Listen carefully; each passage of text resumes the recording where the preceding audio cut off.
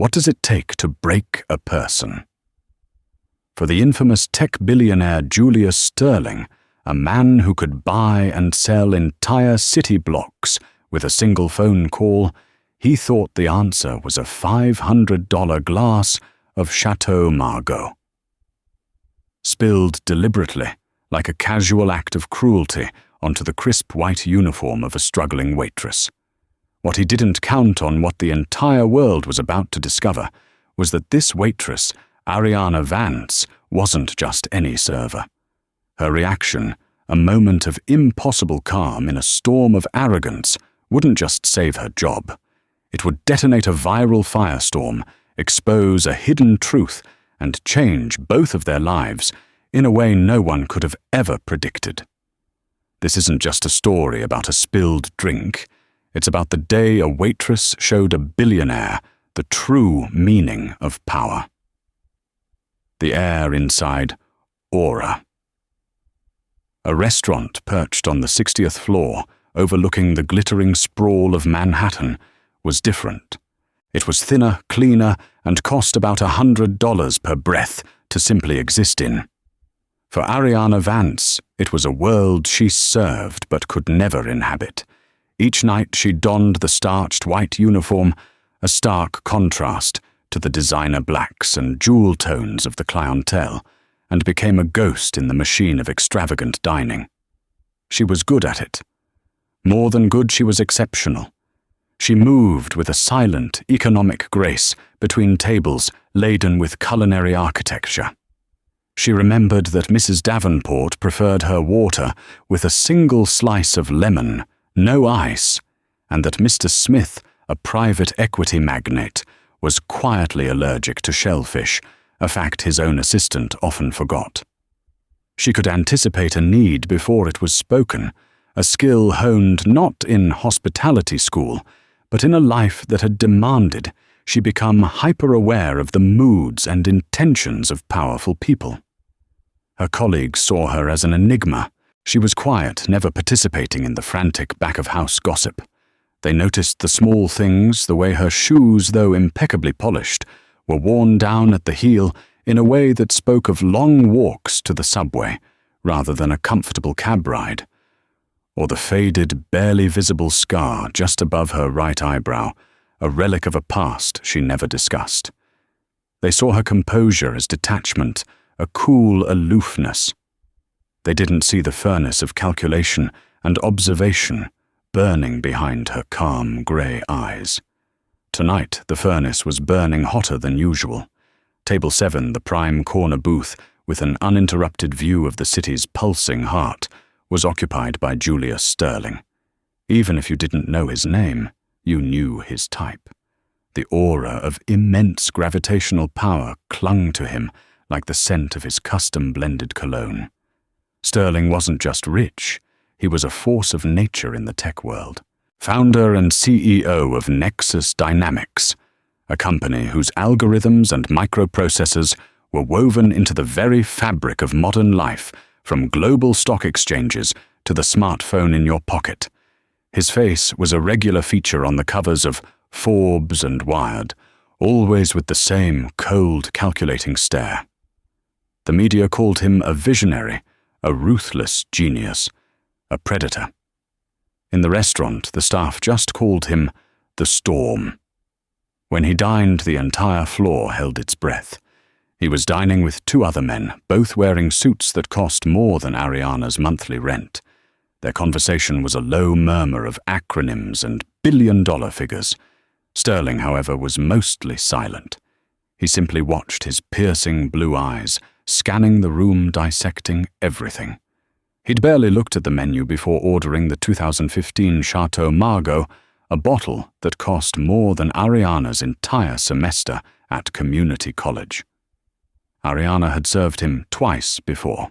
The first time he had sent back a perfectly cooked steak, claiming it was 2 degrees over the medium rare he'd requested without even cutting into it. The second time, he'd complained that the ambient lighting was reflecting off his water glass at a distracting angle. Each was a small assertion of dominance. She had handled both with unflappable professionalism, simply nodding and correcting the problem without a hint of frustration. Tonight felt different. There was a coiled tension in his posture. He wasn't just testing the staff. He seemed to be searching for something, his gaze lingering on details with an unnerving intensity. As Ariana approached to top up their water glasses, she felt his eyes fix on her. It wasn't the predatory leer some wealthy patrons adopted. It was colder, more analytical. It was the look of a scientist studying a specimen right before an experiment. "Will there be anything else for you at the moment, Mr. Sterling?" She asked, her voice a model of placid professionalism. He didn't answer immediately. He picked up his wine glass, swirling the deep crimson liquid. The light from the city below caught in the crystal, making it look like he was holding a captive sunset. "Tell me," he said, his voice low and smooth, yet carrying an edge that cut through the restaurant's hum. "What is the most valuable thing in this room?" The other two men at his table paused, looking intrigued. It was a classic Sterling mind game. Ariana didn't hesitate. She didn't look at the priceless art on the walls, or the designer watches on their wrists, or the panoramic view. She met his gaze directly. "Time, sir," she replied calmly. "It's the one thing none of your guests can buy more of." A flicker of something surprise respect crossed Sterling's face before it was replaced by his usual mask of cold indifference. He placed the wineglass back down, but his fingers remained wrapped around its stem. The experiment, Ariana sensed, was about to begin. The moment hung in the air, thick and charged. Julius Sterling's fingers were still coiled around the stem of his wineglass. He hadn't acknowledged her answer about time, but the subtle shift in the room's energy was palpable. His two associates looked back and forth between him and Ariana, as if watching a high-stakes tennis match. Ariana, maintaining her professional poise, gave a slight nod and made a move to retreat. Her duties were done for the moment, but Sterling's voice, sharp and commanding, stopped her. "Wait." She froze her back, half-turned to the table. Slowly she faced him again. "Sir." He lifted the glass, his eyes never leaving hers. It was an unnervingly direct gaze, stripped of all social niceties. He was looking through her, searching for a fault line, a crack in her composure. He brought the glass of deep blood-red wine halfway to his lips, then paused. What happened next was a symphony of calculated malice executed with the precision of a surgeon. It wasn't a clumsy knock or an accidental jostle. His wrist twisted a deliberate fluid motion. The glass tipped, and the $500 river of vintage Bordeaux cascaded downwards. Not onto the table, not onto the plush carpet. Directly onto her. The cold, staining liquid splashed across the front of her pristine white uniform, from her chest down to her waist, a violent crimson stain against the stark white. It soaked through, instantly chilling her skin. For a split second, the entire restaurant seemed to fall silent. Gasps rippled through the adjacent tables. The clinking of cutlery stopped. Every eye in this gilded cage turned to witness the humiliation. Sterling placed the now empty glass back on the table with a soft, definitive click. He leaned back, a cold, unreadable expression on his face. "Clumsy," he said, the single word dripping with condescension. He wasn't looking at her uniform. He was looking at her face, watching, waiting for the inevitable reaction. He expected tears. He expected a flustered, panicked apology. He expected her to crumble, to stammer, to run to the manager in a state of distress. He expected the predictable human response to public degradation. This is where Ariana Vance departed from the script. Her first instinct was a primal jolt of fury. The sheer injustice of it, the deliberate waste, the blatant disrespect, the public shaming sent a surge of hot adrenaline through her veins. In her mind's eye, she saw her own hand lashing out and saw the satisfying shock on his arrogant face. She felt the sting of unshed tears, not from sadness, but from pure, unadulterated rage. She thought of her mounting bills, the cost of a new uniform she couldn't afford, the soul-crushing effort it took just to get through each day. But then another instinct took over. It was a deeper, more powerful force, one forged in the crucible of a past that had taught her one vital lesson: never let them see you break. Control was her armor. Calm was her weapon. She took a single slow, centering breath. Her eyes, which had widened in shock for a fraction of a second, returned to a state of placid neutrality. She didn't look at the ruin of her uniform. She didn't look at the gawking faces around them. She looked directly at Julius Sterling. "Accidents happen, sir," she said, her voice impossibly steady. There was no tremor, no hint of accusation, no trace of fear. It was a simple statement of fact. From the corner of her eye, she saw the restaurant manager, Mr. Davies, scurrying towards them, his face a mask of frantic panic. He would only make things worse, groveling before Sterling, and likely firing her on the spot to appease him. She had to control the situation before he arrived. Ignoring the cold dampness seeping into her skin, she picked up a clean linen napkin from the table. She didn't try to dab at her own ruined uniform that was a lost cause. Instead, with a calm, efficient motion, she reached down and wiped a few stray droplets of wine from the polished leather of Sterling's shoe, which had been caught in the splash. She then placed the stained napkin discreetly on her service tray. "It's just a bit of wine," she continued, her voice still even. "My colleague will bring you a fresh glass immediately. If you'll excuse me, I'll go and attend this." She gave a small professional nod to the table, her movements unhurried and deliberate. She turned and began to walk away, her back straight, her head held high. She didn't run. She didn't falter. She walked with the dignity of a queen, abdicating a throne, not a waitress, escaping a humiliation. The entire exchange had taken less than 30 seconds. Julius Sterling watched her go, and for the first time that evening, his mask of cold indifference finally cracked.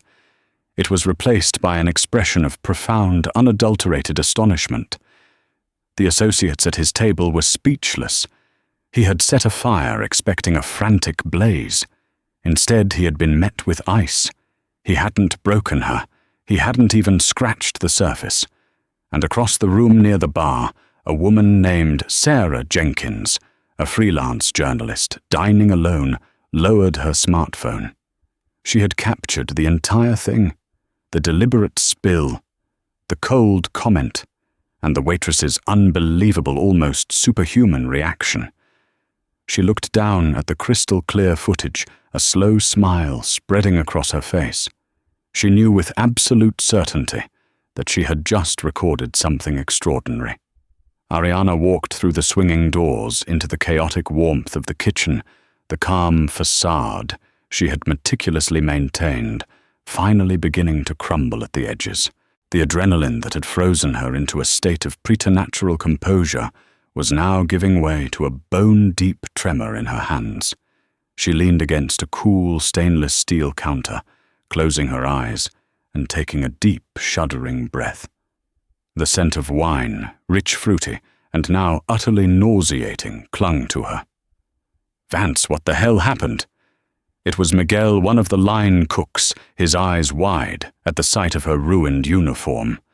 Before she could answer, the doors burst open again, and Mr. Davies, the manager, skidded in his face, slick with sweat and puce, with a mixture of terror and rage. "Vance, my office now!" He hissed, his voice a frantic whisper, terrified of the sound carrying back to the dining room. In his cramped, windowless office, the tirade began. "Do you have any idea who that is? That is Julius Sterling. Not just some tourist with a platinum card. He could buy this entire building as a paperweight. And you were so clumsy.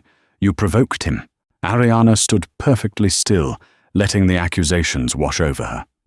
It was pointless to argue. It was useless to explain that the spill was deliberate.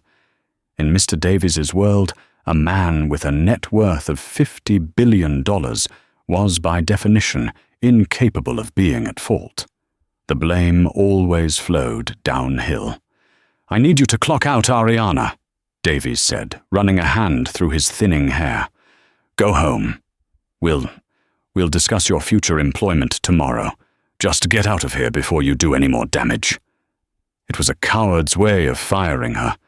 She knew she wouldn't be called back tomorrow. She had become a liability. "Yes, Mr. Davies," she said, her voice flat. There was nothing left to say. She changed in the staff locker room, bundling the wine-soaked uniform into a plastic bag. It felt like a shroud. As she rode the service elevator down 60 floors, the sense of defeat was suffocating. She had held her ground, she had maintained her dignity, but she had still lost. In the real world, composure didn't pay the rent. Meanwhile, back in the dining room, Sarah Jenkins was typing furiously on her phone. She uploaded the 45-second video to her Twitter account, which had a modest following of a few thousand. She thought for a moment about the caption.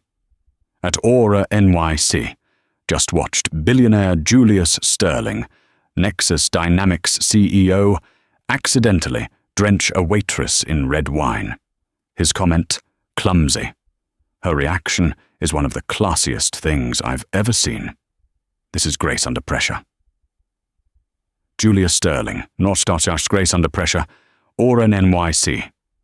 She hit tweet. For the first hour it was a slow burn, a few retweets, some comments. Wow, what a jerk. That poor woman. Then a popular social justice blogger with 500,000 followers retweeted it. Then an actor with 2 million. Then a national news anchor. By the time Ariana had finished her long subway ride back to her small apartment in Queens, her phone tucked away in her bag. The video was no longer a tweet. It was a phenomenon. It was exploding. The internet, in its chaotic and often merciless way, had found its hero and its villain for the day. Sterling spill and Danhosdost waitress queen began trending. The video was ripped and re-uploaded to Instagram, TikTok, and Facebook. News outlets smelling blood in the water embedded the tweet on their home pages. The narrative was irresistible. The cartoonishly evil billionaire versus the stoic, dignified working-class woman. Every frame was analyzed. Commentators praised her posture, her steady voice, the calm way she cleaned his shoe instead of tending to herself. It was seen as the ultimate act of killing with kindness, a silent, powerful rebuke to his arrogance. "This isn't just a waitress," one viral comment read. "This is a Jedi master in an apron." "Notice how he flinches when she doesn't cry," another pointed out. "He's shocked. He's never seen someone he can't break." Amateur sleuths on Reddit began trying to identify her.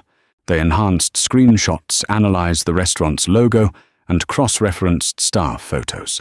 They didn't have a name yet, but they had a face that was rapidly becoming a symbol of quiet defiance. Back at Aura, Julius Sterling paid his bill, including a $5,000 tip on a $2,000 check, and left without another word.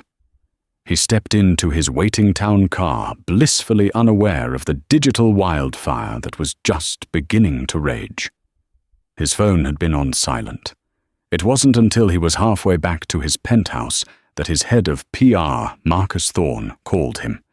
His voice strained with panic.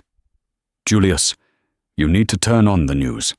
And for God's sake, don't look at Twitter." Sterling, intrigued, ended the call and opened the app. His own name was the #1 trend in the world. He clicked on it. And there it was. The video. His own cold, calculated cruelty, playing on a loop for millions to see, followed by a reaction he was only now beginning to comprehend.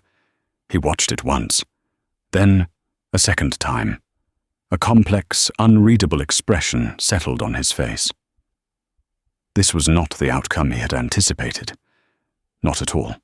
The experiment had yielded a result so far outside the expected parameters that it had created a new, unforeseen variable chaos, and at its center was the calm, composed face of the waitress. The first thing Ariana did when she got back to her tiny apartment was standing under a scalding hot shower, trying to wash away the feeling of the cold wine and the colder humiliation. She scrubbed at her skin until it was red, as if she could physically remove the memory of the incident. Her roommate Chloe, a vibrant and perpetually optimistic art student, was out at a late class. Ariana was grateful for the silence. She put on her worn-out sweatpants and an old t-shirt, the familiar comfort a small solace. The plastic bag with the stained uniform sat by the door like a bad omen. She felt a familiar despair creeping in. Fired. Again. This job had been the most stable thing she'd had in 2 years. The tips had been just enough to cover her bills and the interest on the mountain of student loan debt from a life she had abandoned. Now it is gone. She made herself a cup of chamomile tea, her hand still trembling slightly, and finally pulled out her phone, intending to mindlessly scroll through cat videos to numb her brain. She had 283 text messages. Her thumb hovered over the screen, confused. Most were from Chloe, growing increasingly frantic. OMG Alara, pick up your phone. Are you seeing this? The internet has lost its mind. You're famous. Her heart began to pound. She opened her social media apps. Her notifications were a tidal wave, a digital scream. Her face from the video, was everywhere. Memes were already being created. One depicted her with a lightsaber facing off against a cartoon Sterling. Another had her face photoshopped onto the iconic "Keep Calm and Carry On" poster. Then she found the original video posted by Sarah Jenkins. She watched it with a detached sense of horror. It was like watching a stranger. She saw the deliberate tip of the glass, heard Sterling's cold voice, and then saw herself.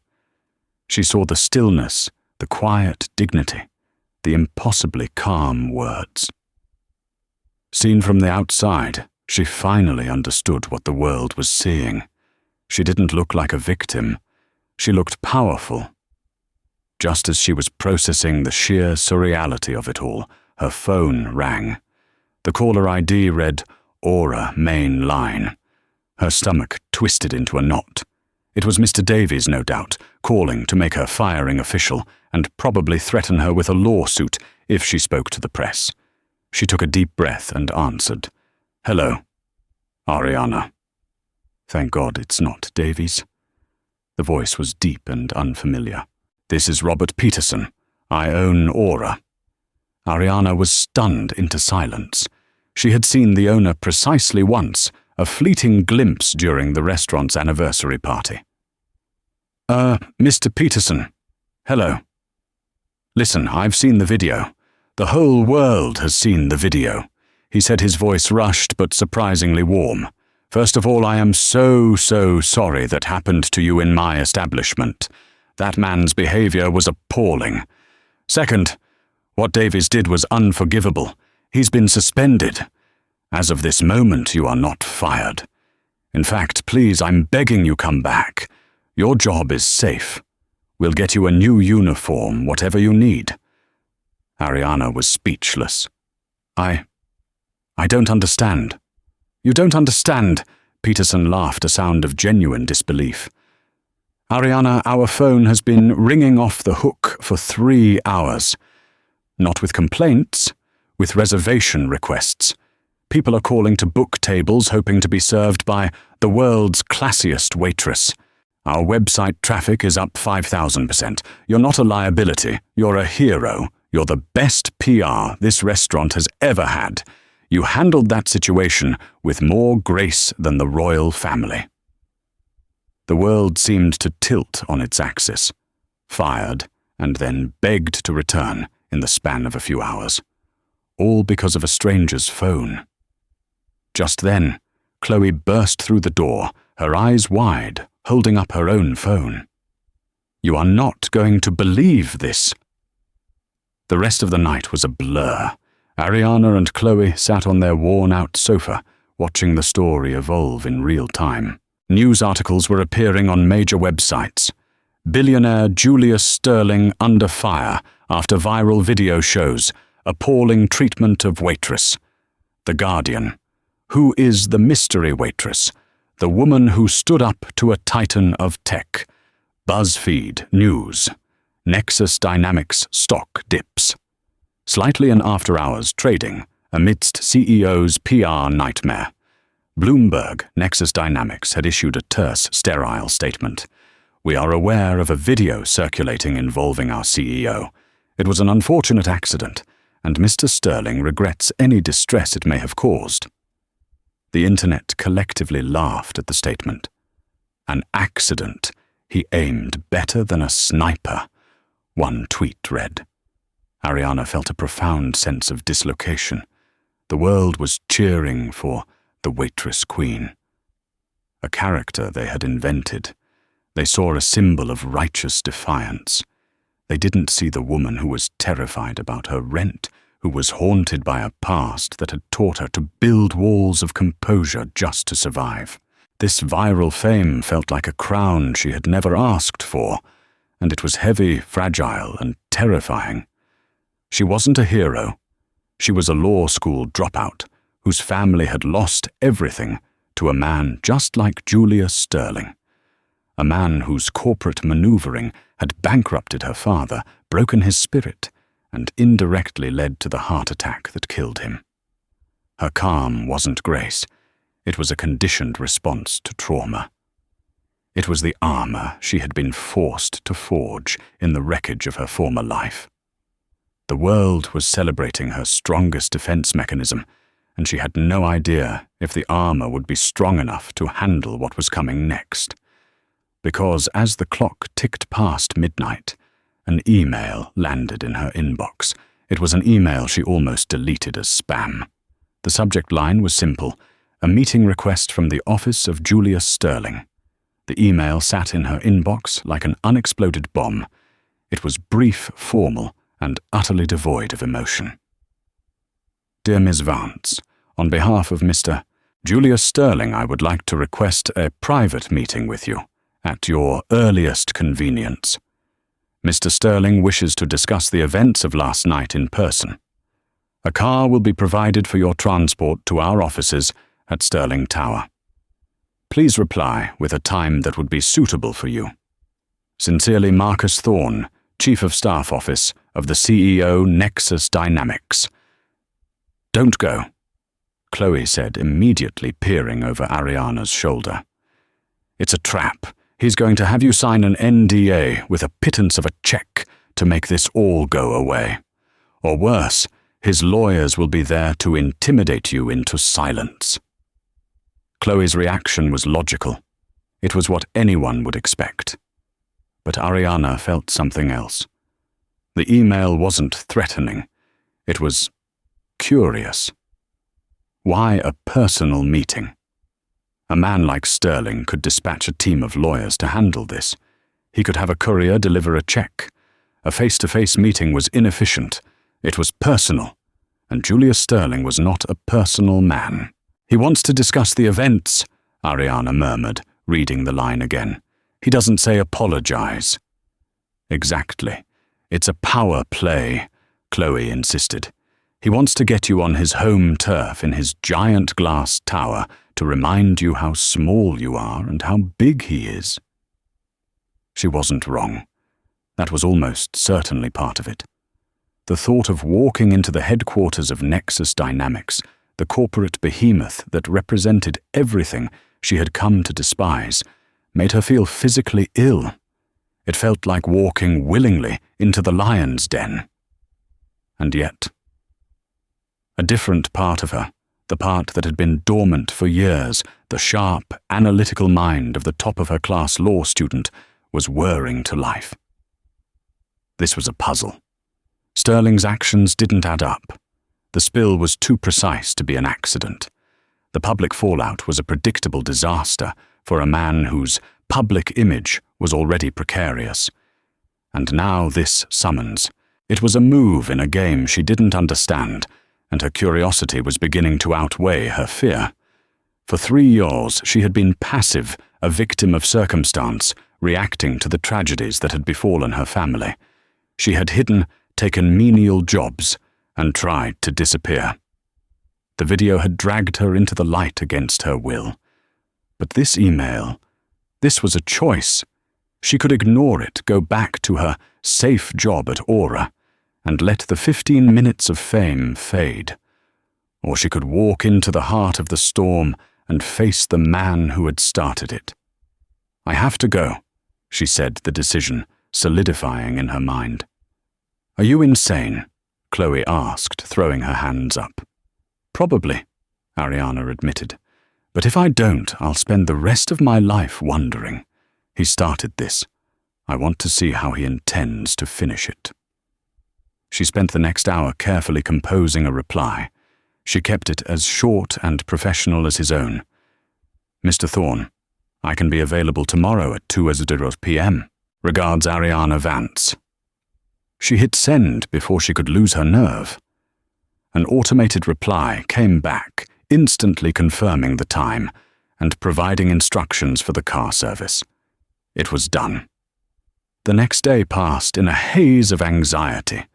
She called Mr. Peterson at Aura and explained she would need another day, which he granted, enthusiastically telling her to take all the time she needed. She ignored the hundreds of new messages and friend requests on her social media.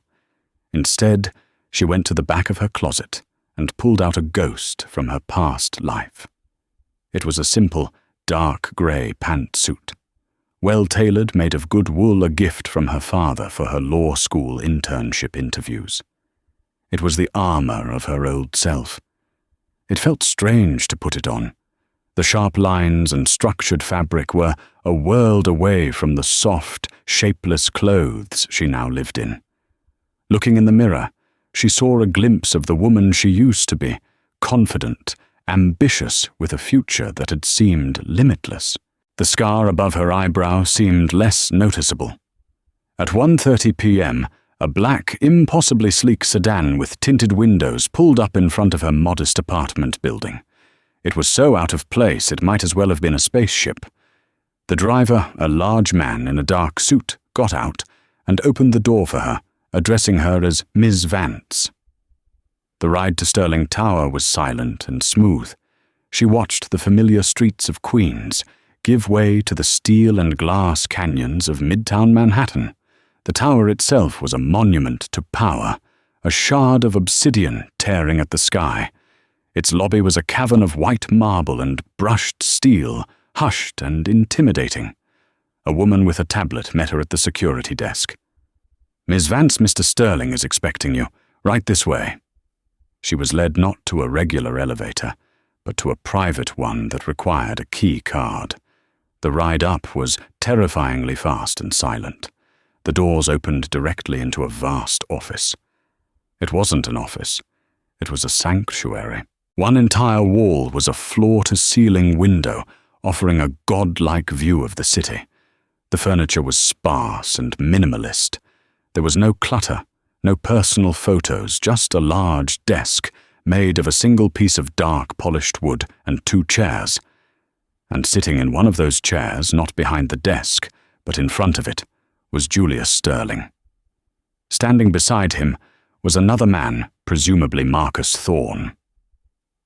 Sterling rose as she entered. He was dressed not in a suit, but in a simple dark sweater and trousers. Without the context of the restaurant, he looked different. Less like a caricature of wealth and more like a predator in his natural habitat. His face was unreadable.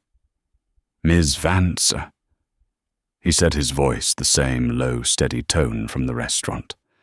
"Thank you for coming. Please have a seat." Ariana's heart was hammering against her ribs, but she forced her body to remain calm, her movements measured. She walked across the polished concrete floor and sat in the chair opposite him. The lion's den. She was here. Now she would find out why she'd been summoned. The silence in the office was absolute, broken only by the faint hum of the building's climate control. The panoramic view of the city, which should have been breathtaking, felt like a backdrop for an execution. Ariana sat perfectly straight, her hands resting calmly in her lap, her gaze fixed on Julius Sterling. She refused to be intimidated by the opulence or the power radiating from the man in front of her.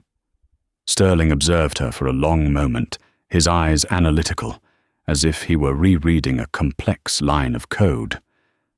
The man beside him, Marcus Thorne, remained standing, a silent and imposing sentinel.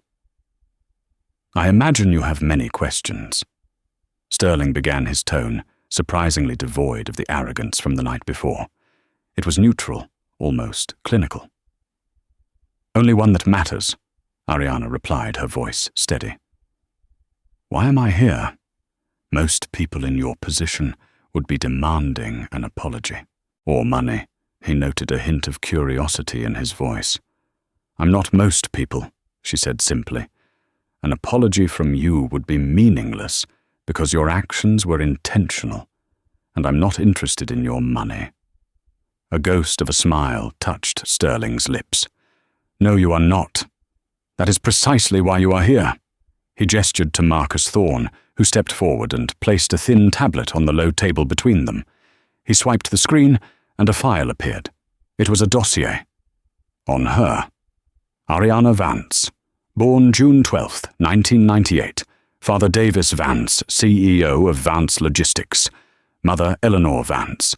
Ariana's blood ran cold. It contained everything: her privileged upbringing, her stellar academic record, her acceptance into Columbia Law School, where she was ranked first in her class, and then the abrupt end. The section on her father was brutally concise: Vance Logistics forced into bankruptcy following a hostile takeover by Omnicorp. Davis Vance deceased 3 months later, massive coronary.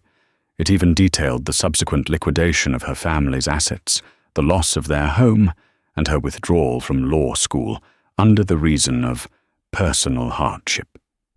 She looked up from the tablet, her calm composure finally fracturing into a cold, hard anger. "You investigated me." "Thoroughly," Sterling confirmed without a hint of shame. "I knew who you were long before I walked into Aura last night, Ms. Vance." The pieces of the puzzle began to click into place, forming a picture she could scarcely believe. "The spill," she whispered, her mind racing. "The job at the restaurant, this was all a setup." "It was not a setup," Sterling corrected her. "It was a test, a highly specific, unorthodox, and unfortunately very public final interview." Ariana stared at him, baffled. An interview for what? What job requires you to publicly humiliate a person to see if they're qualified? This was the moment of revelation. Julius Sterling leaned forward, the mask of the ruthless tech billionaire falling away to reveal something more complex, more weary. For the last 5 years, he began his voice, taking on a different timbre, one of deep-seated frustration. "I have been trying to launch a foundation. Not some vanity project to get my name on a university hall, but a real effective philanthropic entity. The Sterling Veritas Foundation. Its sole mandate is to fight the kind of predatory corporate behavior that, well, the kind of behavior that destroyed your father." Ariana flinched, as if he had struck her. Omnicorp, the company that had ruined her family, was one of Nexus Dynamics' fiercest competitors. "I have billions to pour into it," Sterling continued, a vein throbbing in his temple. "I have the best financial advisors, the best lawyers. What I don't have is someone to run it. Everyone I interview is either a sycophant, who tells me what I want to hear, a corporate shark looking for a cushy, do-gooder job, or an idealist who would be eaten alive by the piranhas we'd be up against. They all have a price. They all have a breaking point. They all buckle under pressure. He paused, his gaze intensifying. I needed to find someone who was unbreakable.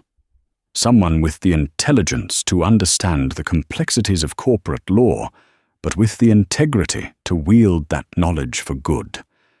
Someone who has personally felt the consequences of unchecked corporate power and hasn't been corrupted by a desire for revenge, but fortified by a desire for justice. Someone who, when faced with unexpected, unjust and humiliating pressure from a powerful man, would not cry or scream or grovel. Someone who would respond with intelligence control and a grace that is in itself a form of power. He leaned back. I read your father's story. I read your academic papers from law school, particularly your thesis on ethical corporate governance. I created a short list of 5 potential candidates across the country who fit the profile. People who had been wronged by the system, but who hadn't been broken by it. You were at the top of that list.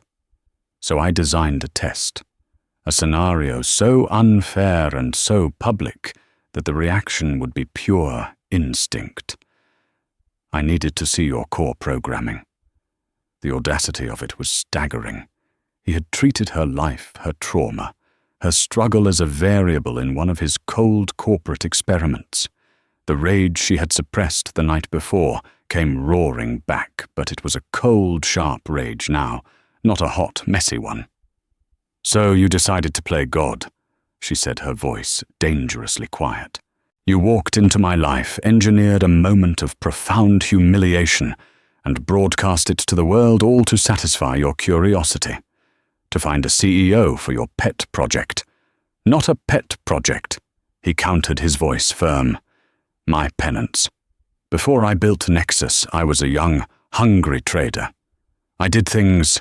I was on the other side of deals like the one that took down your father's company. I created my own share of ghosts. Veritas is not about PR. It's about balancing the scales, and I need a director who understands the weight of that. He stood up and walked to the great window looking down at the city below. The viral video was an unforeseen consequence. I underestimated the public's reaction. I offer no apology for the test itself, Ms. Vance, because the results were too important. But I do regret the unwanted celebrity it has brought upon you. That was a miscalculation. He turned back to face her. The job is yours if you want it. Director of the Sterling Veritas Foundation. A starting endowment of $5 billion. A completely independent board which you will select. Your sole mission to fund legal challenges, support whistleblowers, and create policy to prevent what happened to Davis Vance from ever happening again. You will answer to no one but your own conscience. The offer hung in the air, immense and terrifying. It was everything she had ever wanted. The chance to fight back, to make a real difference, to honor her father's memory, not with grief, but with action. It was the reason she had gone to law school in the first place. But it was being handed to her by a man who used manipulation and cruelty as tools. A man who, in his own way, was just as monstrous as the people she would be fighting. Could she accept a righteous mission from a flawed messenger? Could she take the power he was offering without becoming a part of his cynical, calculated world? He had tested her. Now it was her turn to test him. Ariana sat in the silence, the monumental offer echoing in the vast office.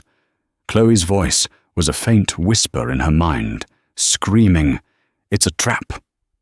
The world outside this room saw a simple story, a cruel billionaire and a dignified waitress. The reality was a moral labyrinth, and she was standing at its center. She rose from her chair not in acceptance, but to meet him on equal footing. She walked to the window and stood beside him, though she kept a careful distance. For a minute, they both just looked down at the city, a sprawling ecosystem of power, ambition, and struggle. "The man who destroyed my father," she said, her voice soft but clear, "was named Arthur Corrigan, head of Omnicorp. He was charming. He donated to charities. He had a wife and 2 daughters. He would attend galas and speak about corporate responsibility, and the next morning he would sign off on a hostile leverage buyout that would obliterate thousands of jobs and ruin families just to squeeze out another 1/4 of a percentage point for his shareholders." She turned to look at him, her grey eyes searching his face. "He would have seen your test as brilliant, a pragmatic, efficient way to find the right tool for a job. He also believed the ends always justified the means. So tell me, Mr. Sterling, what makes you any different from him?" It was a direct challenge. A scalpel slid between the ribs of his proposal, aimed directly at its heart. For the first time, Julius Sterling looked truly uncomfortable. The confident, calculating CEO facade dissolved, replaced by a flicker of something raw and human. "Because I remember the faces," he said, his voice barely above a whisper. "Corrigan and his kind, they forget. They see numbers on a spreadsheet.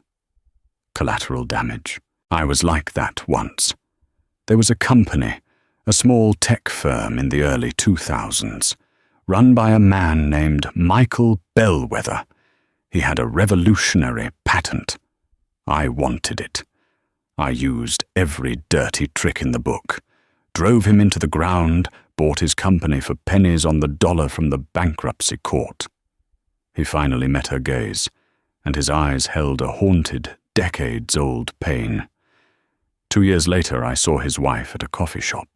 She was working as a barista, recognized me. She didn't make a scene. She just looked at me. And in her eyes, I saw what I had done. Not to a company, but to a family. To a human being. It was the first ghost. Corrigan collects ghosts and calls them assets. I'm trying to find a way to let mine rest. The confession was unexpected. It was a crack in his armor, a moment of genuine vulnerability. It wasn't an excuse, but an explanation. It didn't absolve him, but it did separate him from the soulless monster she had imagined. "You want penance," Ariana said, her tone analytical, now the law student in her taking over. "This foundation isn't just about changing the world. It's about you assuaging your own guilt." "Yes," he admitted without hesitation. "Is that a problem?" "It could be," she replied. "Guilt can be a motivator, but it can also be a leash. If I take this job, there can be no leash. Not to you, not to your board, not to the Nexus Dynamics share price when we decide to go after one of your friendly competitors. The foundation has to be a separate entity, legally, ethically, and spiritually. My loyalty would be to the mission, not to its benefactor." A slow smile, the first genuine one she had seen from him, spread across Julius Sterling's face. "That Ms. Vance is precisely what I was hoping to hear." This was the final part of the negotiation. Not about salary or benefits, but about principle. She was no longer the waitress in the test. She was a C-suite executive setting her terms. "I have conditions," she stated. "I'm listening." "First, the endowment is placed in a blind trust, managed by an independent third party. You have no control over its investments or disbursements once it is established." "Done," he said. "Second, you have 1 seat on the board. You can attend meetings, but you have no more voting power than any other members whom I will select." "Agreed." "Third," she took a deep breath. "The foundation will not be named the Sterling Veritas Foundation. Your name will not be on the letterhead. It will not be on the building. Your involvement will be known to the board, but to the public, It will be an anonymous donation. This isn't about your legacy or your redemption in the public eye. It's about work. This gave him pause. His entire proposal was built on this one act of public penance. She was asking him to do good in secret, the truest form of altruism. He stared at her, a complex mix of admiration and surprise in his eyes. He had looked for an unbreakable director. He had found a queen who was now dictating the terms of her reign. "What would you call it, then?" he asked. Ariana thought of her father, not of his ruin, but of his legacy. A man who had built his logistics company on a simple principle that a promise made was a promise kept. "The Vance Foundation," she said quietly, "after my father. Its first official act will be to open an investigation into the predatory practices of Omnicorp." Julius Sterling was silent for a long time. Then he extended his hand. "Welcome aboard, Director Vance." Ariana looked at his outstretched hand. Shaking it felt like signing a pact with a devil, but a devil who had just given her the keys to a kingdom of justice. She took it. His grip was firm, a contract sealed. The next few weeks were a whirlwind. The story of the viral video slowly faded, replaced by other daily outrages and sensations. Julius Sterling's PR team announced a massive anonymous donation to a newly formed philanthropic organization dedicated to corporate ethics. No one made the connection. Ariana Vance quietly disappeared from the public eye.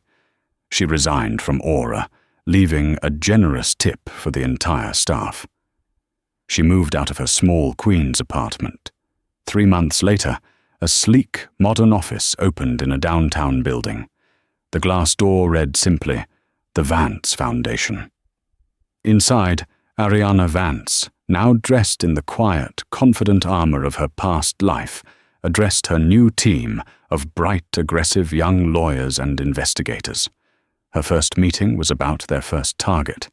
She never became the Waitress Queen. The internet wanted her to be. She became something far more powerful. She became a ghost in their system, the system of men like Corrigan and a younger Julius Sterling. A quiet, unbreakable force for justice, moving with the same calm, deliberate grace she'd shown in a restaurant, now redirected to balance the scales, one corporate titan at a time. The spilled drink hadn't ruined her life. It had given her back the one she was always meant to live.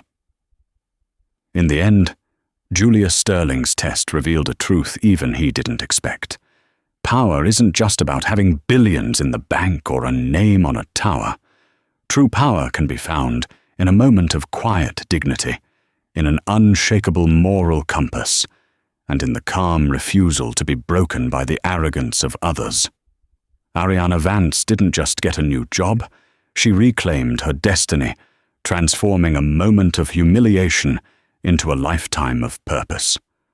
Her story is a powerful reminder that our greatest strength isn't in how we react when things are easy, but in the grace we show when the world is deliberately cruel.